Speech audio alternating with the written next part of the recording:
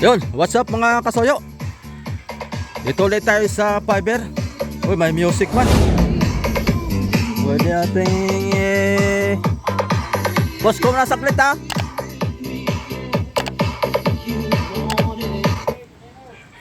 Ipopost ko lang saklit. Ito na mga kasoyo oh. Wow.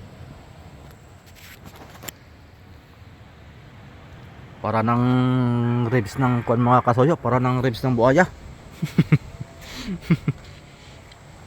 Puro fiber yan mga kasoyo. Hinuhulmang ligason.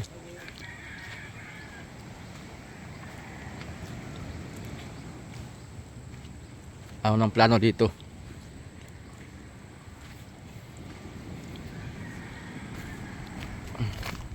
Dati niyang kamarote.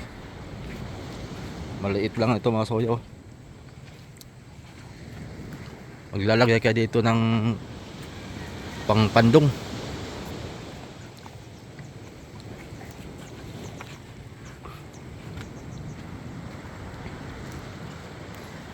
At yun ng pag maulan din ay mahirap pag maulan mga soyo, pag fiber ang kuan gamit.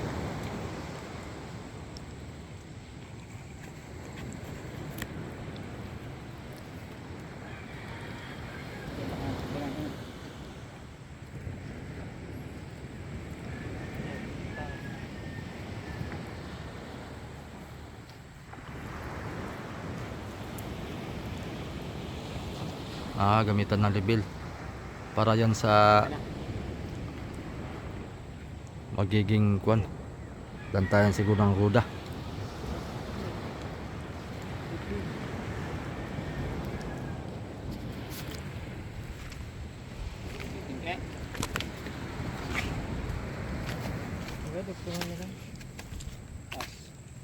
Dito muna tayo.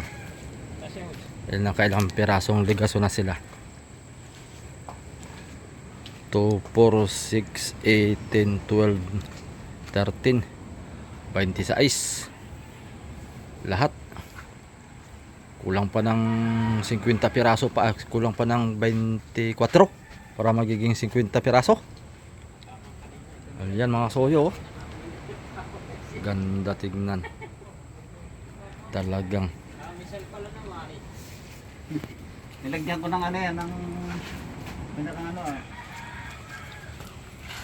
Aabot yan ano, hanggang doon, hanggang ruda.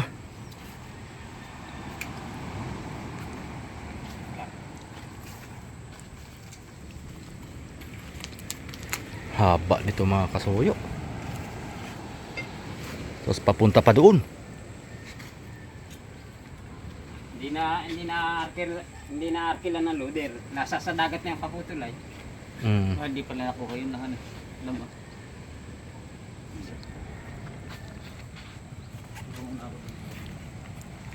Nasa malapit na sa dagat ano. Kaya na siguro itong tulak ng tao. Kaya magaan lang to. 21 centi. Akala ito.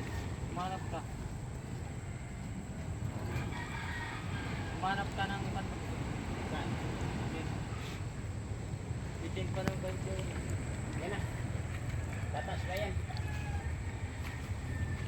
Sulit talagang fiber.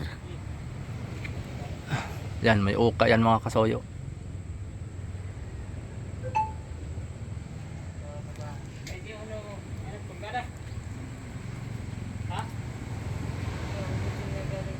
Hindi na sila ngayon nakapaghulma mga kasoyo at naubusan daw ng resin.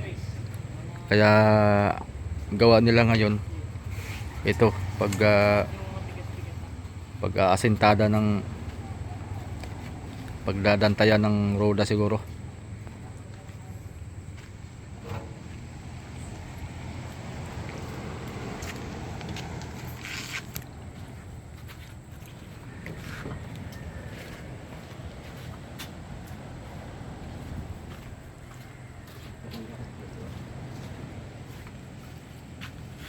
Pumunta ako dun sa kay Pare Adonis mga soyo, yung kay Pare Adonis oh. Yan. Yung may trapal. Pumunta ako doon ay wala pa si paring Adonis. Ginagayak pa yung materialis. So, at-anta-antabay lang tayo mga kasoyo. Sunod na linggo siguro baka makapag-start na sila dyan. Doon naman tayo mag-vlog. Salitan tayo doon saka dito. Update lang tayo mga kasoyo.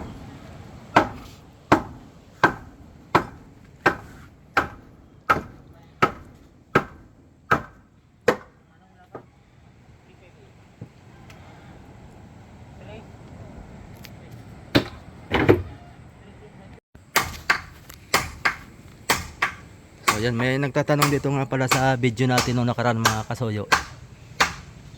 About doon dito sa kasko kung ito daw po ay fiber. Ito po ay kahoy mga kasoyo. Ayan. Ito po ay binalutan na po ng fiber. Ayan. Halata naman natin yan. Oh. May balot na ng fiber. Kaya ito din ay may bukol sa gitna. Kumbaga ito ay pinakang sapi na rin. Sinapian na rin mga kasoyo. Pero ito ay makapal ito. Makapal itong kasko na ito. Halos parang ang kapal nito siguro nasa mga 10 or 12 kapal nito.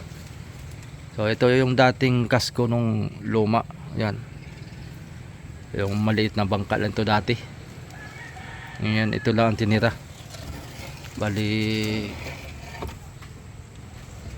kasko lang tapos kumbaga inedit na lang. Siguro ito sinapi na rin to. Diyan. Dati ito lang yung taas ng kasko. Yan, ngayon sinapian parang ito 5 yata or 6 ang sapi. Tapos sa gitna, tapos sa kabila din. So ito na 'yon. Ang lapad nito 34 inches ang lapad. Tapos ang haba nito daw ay 42. Kasi may dugsong na rin to mga kasoyo. Yan. May dugsong na rin. So ang magiging roda nito baka ay hindi ako pagkakamali kurin 34 yata ang magiging dugsong ng roda. Tapos dito 34 din siguro. Bagay malalaman din naman natin yan mga kasoyo pag ito'y gagawin na nila. Ayan, update lang tayo dito mga kasoyo. At ngayon ay naubusan sila ng resin. Gagayak lang sila. Si Idol Francis na doon sa kabila nakipag-chismisan. Nakasalubong ko. At naubusan nga daw ng resin. So, antabay lang tayo mga kasoyo sa magiging update nito. Hanggat sa matapos ito. Matagal-tagal pa ito mga kasoyo.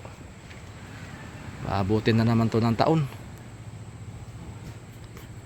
Sila apat na gumagawa dito. Minsan pag ito'y malagyan na ng parka, may magliliha na. Yan, kukuha na yan sila ng tagaliha. Sila naman tagapanday.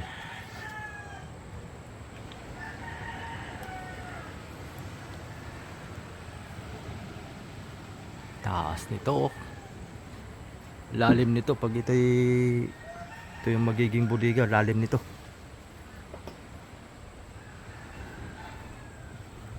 May kuwan ito, 2 plywood.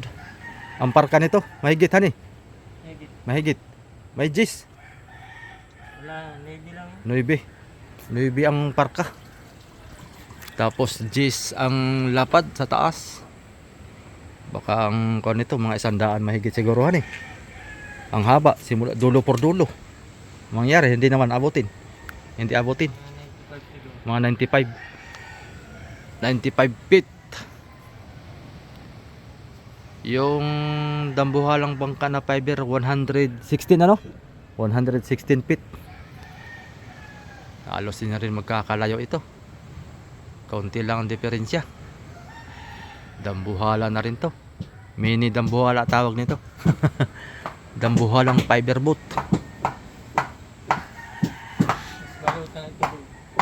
Mas malutang to doon. Ano bang parka na yun? Anong haba ang parka na yun? Ang parka na yun na may Gis. Kaunti lang ang diferensya, no? Kasi ito yung magagaan ng gamit. Magagaan po. Puro fiber ang ligason ay mga kasoyo. Malutang nga ito. At yung isa ay purong kuwan yun mga kahoy, mga kasoyo ay. Ito puro fiber naman ang gagamitin.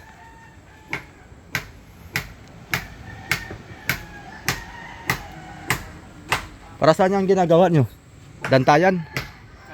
Dantayan ng ligason? Ay ng kuwan, ng ruda? Ligason? Ligason na rin. Gagayak.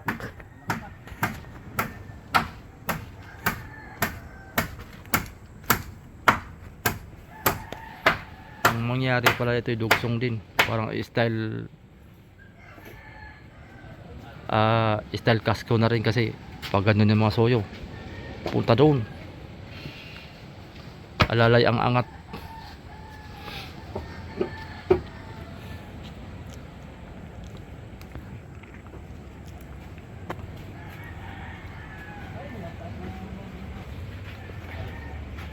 Yeah.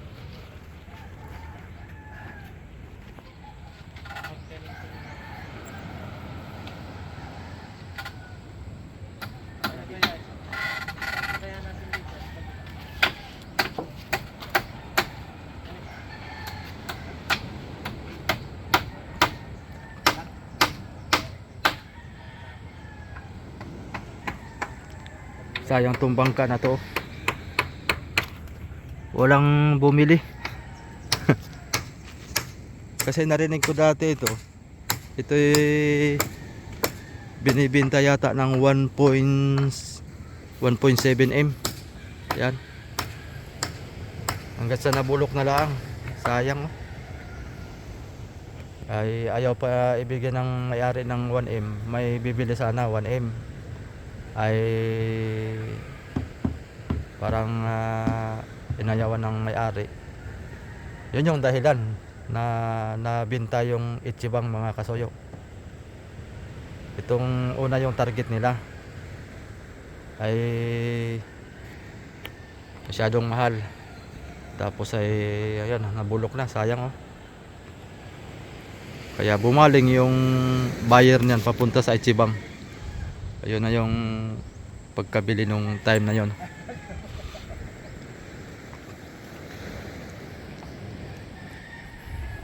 Yan kay paring Adonis ay kailan kaya maumpisahan yan. Pag naumpisahan naman siguro dire-diretso na yan. At gusto ni paring Adonis ay pag nagtrabaho siya tuloy-tuloy. Baka nga daw may overtime pa tatrabaho sa gabi. Sayang ditong bangka na to. Hindi tinapos mga kasoyo.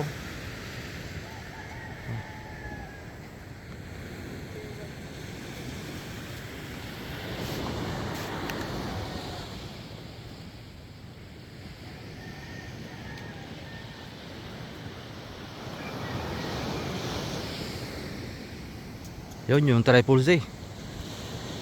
Malayo na. Lolo na tayo mga soyo. Yung in-update natin, ito yung in-update din natin. Yan, sila Tatay Jaime. Tatay Mio. Ayun, Triple Z. Yo.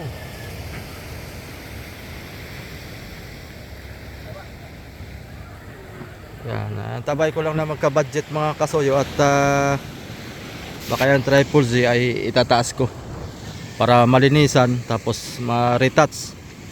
Kung may makuhanan akong palo ay papalitan ko ng palo.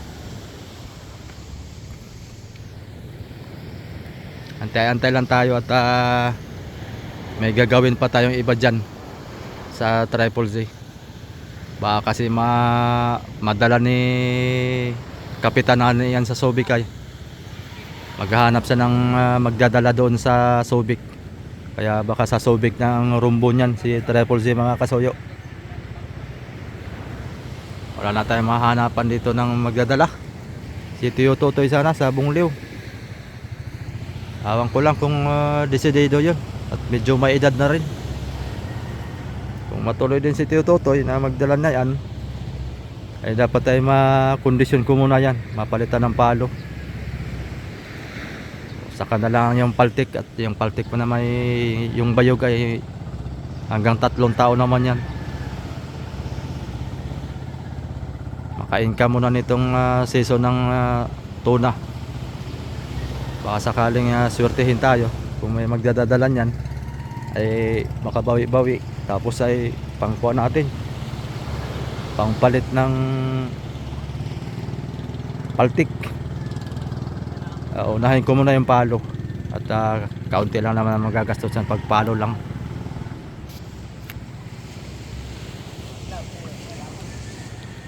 So ayan, gagawa lang muna sila ngayon ng plataforma mga kasuyo. So next update na lang ulit tayo. Siguro hindi na muna natin pahabain at ang ating video. At kasalukuyan namang ngayon na nakikita naman natin, gagayak lang sila ng plataforma para dantayan ng itong kuan siguro, itong babahan papunta doon. Diretso pa nila yan ang babahan. May makukuha pa silang babahan dito, yung mga dating paltik na luma na. Ito na may mga dating kuha na, pero ito matibay ito. Titibay itong mga lumang kuan, lumang kahoy. Pinakinabangan ito maliit. Ayan mga kasuyo. Ayan, bago tayo magtapos ay ito lang muna yung ating update. Yan, mega love shout out kay Sir Paul Aguiras. Ingat-ingat po kayo dyan sa trabaho nyo po, Sir Paul. Palagi. Nanon din po si Brother Manny Pascovilio. Ay ingat-ingat po kayo lagi dyan sa pagmamaniho po. Tuwing gabi dyan sa California. More blessings po sa inyo. Kaya ganun din po kayo Madam Upan Fitness. Mega love shout out po. Ayan. Ingat-ingatin po kayo dyan. More blessings sa inyong lahat po. Sir Jiloem, magandang hapon po. Kamusta po? Ayan. Ito lang muna yung update natin, lahat ng mga kasuyo natin dyan. Ating mga masugid na mga susubaybay sa bawat upload natin. Kahit pa paano ay tamang update lang tayo. Ang nakaraan, kaunti lang yung ating na-update ditong Ligason. Ngayon, ayan na, kikita natin. So ayan, thank you for watching mga kasuyo. At wala naman silang gaano ginagawa ngayon, kundi kuan lang. Update na lang tayo bukas ulit kung may gagawin dito. Or kung hindi pa dumating yung kanilang materyales na resin, ay sa kabila naman tayo. Doon sa kay Tatay Mio, doon naman tayo. Silipin lang natin, tamang update lang tayo doon kung ano na pong ginagawa nila. Okay, hanggang dito na lang muna. Bye bye muna tayo mga kasuyo. Yan.